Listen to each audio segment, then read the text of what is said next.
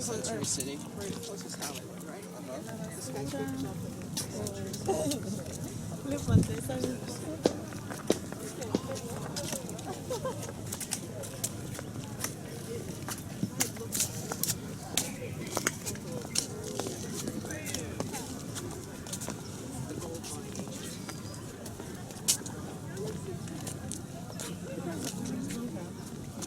Besides, he says each time I hear from him.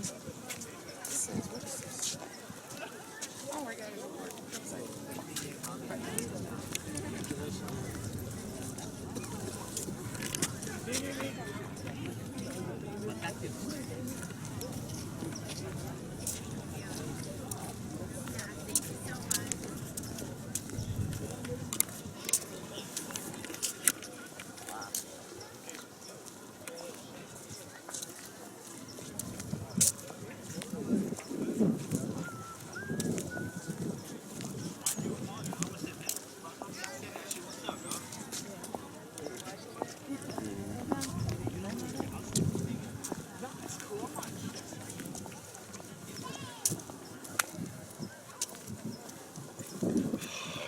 Ed.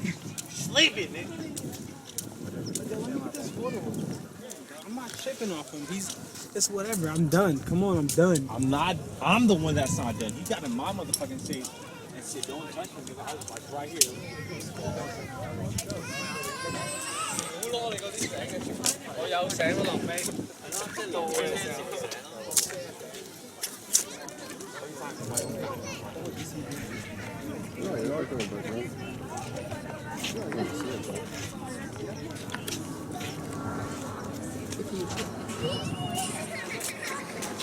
You want the sign between you?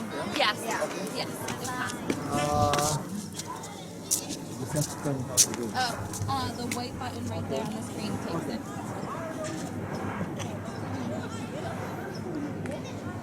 Do you need to zoom in? I think it's because I'll do one from... Okay. Wow. I think the first one is okay.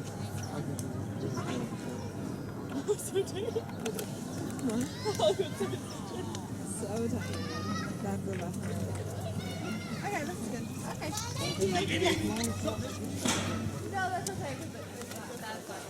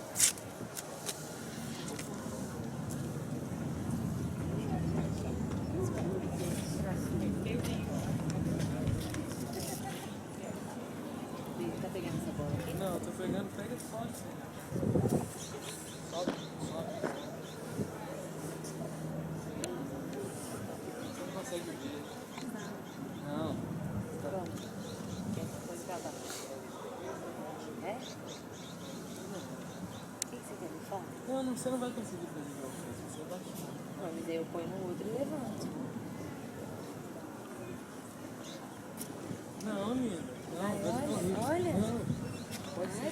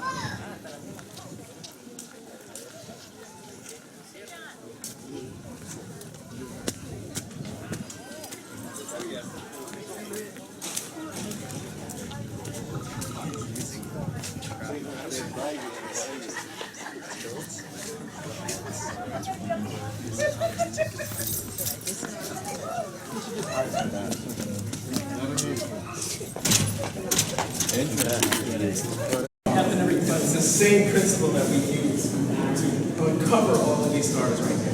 This is our interstellar gas. And so we use different wavelengths of light to understand the same object over and over. So ultraviolet, not a lot of ultraviolet rays coming in from this particular picture. But there are a lot of things when we look at it. There's a lot of X-ray emissions from that picture. There's sure as heck a lot of gamma ray energy. This is high energy stuff right here. Again, it's the same picture. Go with infrared, and then we have microwaves. This is how it looks for the microwave spectrum. And then we go here to radio waves, and we use radio antenna and radio telescopes to understand this wavelength. Again, we cannot see all of this with our eye. We can only see one portion with our eyes. And so we require all this technology to understand, help us understand our universe in a much more sophisticated and much more thorough and complete way. So I highly suggest you guys play around with this. If you guys are here on a date today, this is one of the easiest places to stay here. Keep your eye. I know you're works every time. You can also play around with the floor, so if you like see how we're doing that? Generating reflections. It just cools off slowly, but almost as fast. So go ahead and play around with this again. This is one of the coolest things, might be one of the coolest things that we have here at the observatory. And it's a really nice piece of technology.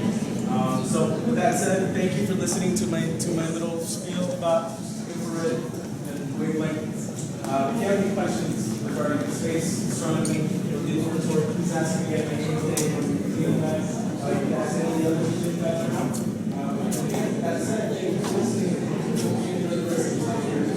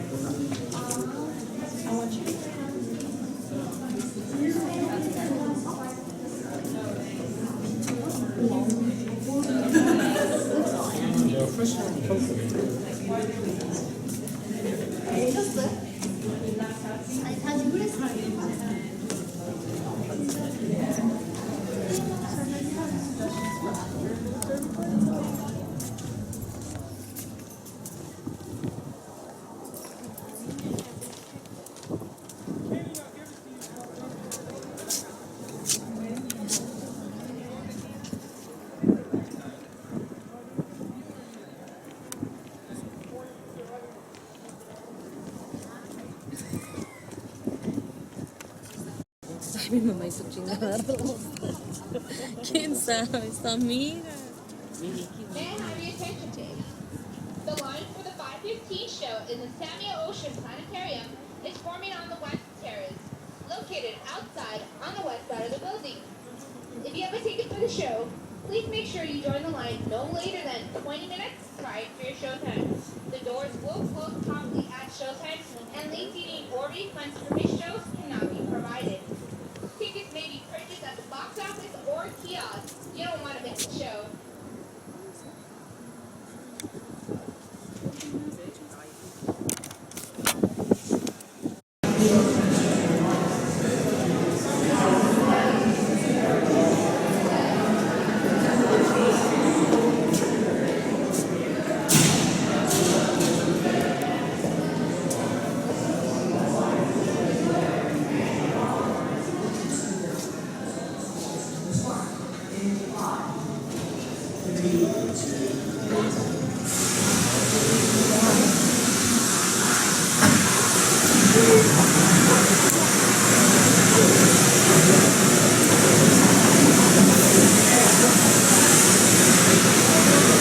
So what's the big deal about the Tesla coil anyway? Well, aside from the fact that it produces lightning, which is very cool, it is actually a device that is capable of transmitting energy wirelessly. That's right, this is wireless technology from over a century ago.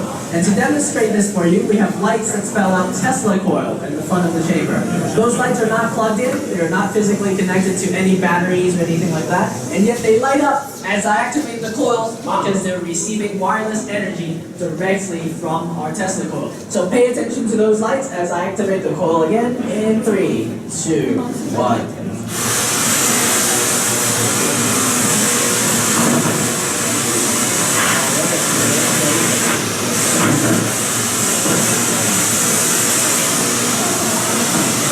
Now we used to do this demonstration with a live performer holding a light bulb in his hand. He would walk next to the coil and the light bulb would just light up. We don't do that anymore because we've installed this cage here.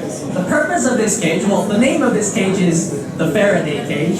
And the purpose of this cage is to contain the electromagnetic fields to within the chamber. A lot of the electronics that we carry around nowadays utilizes electromagnetic fields. And so the interference caused by the Tesla coil could interfere with a lot of the electronics such as your cell phones and your cameras and whatnot. And so we have installed this cage here to minimize that.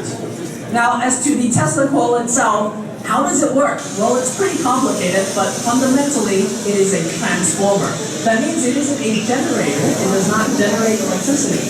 It merely changes the properties of electric currents. So basically, we actually have to plug in our Tesla coil. We have to plug it into the wall, draw the 120 volts of electricity, and we increase that voltage using the Tesla coil all the way up to 500,000 volts. That's 500,000 volts of electricity coming out at the end. And in that process, it changes the electromagnetic field around it. And if you have an antenna, you can receive the radio waves that comes off of the Tesla coil and convert that back into electrical energy, and then use that to power your appliances.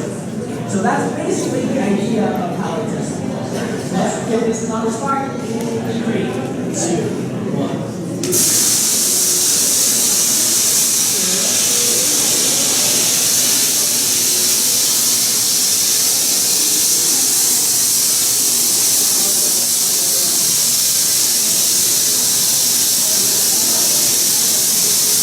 Now you might be wondering, if this technology has been around for over a century, why haven't we been using the Tesla coil as a way to transmit energy over long distances? Why can't we just scale up this Tesla coil, make it 20-story tall, put it in the center of the city, and give everyone electricity?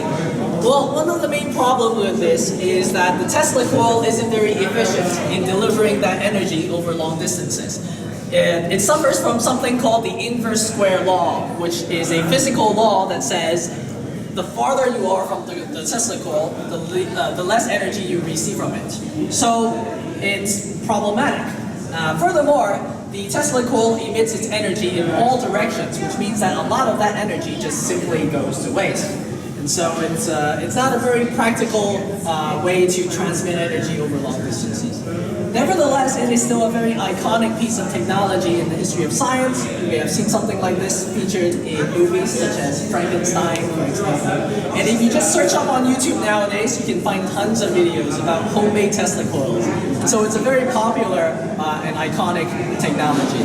So I'm going to turn this on one last time for this hour. If you haven't taken your pictures, here's your chance. In 5, 4, 3, 2, 1.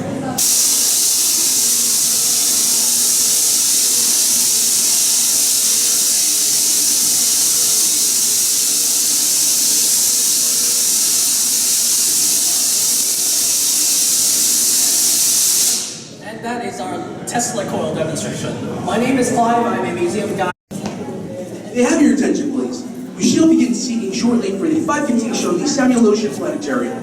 If you have a ticket for the show, please proceed to the West Terrace, located outside on the west side of the building. Please remember, there will be no late seating or refunds for missed shows. Thank you.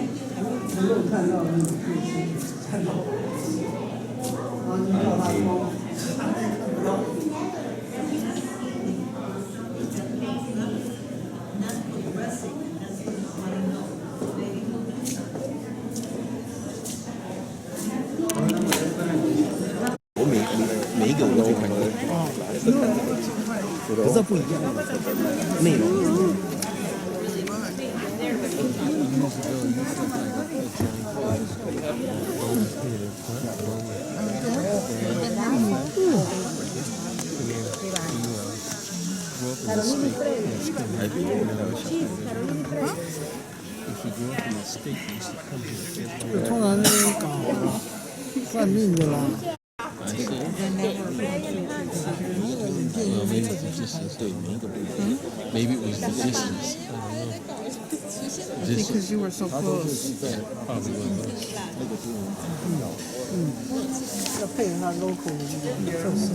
Yeah, that's half of the old camera. Projector. That's an old can? The old projector. It's James.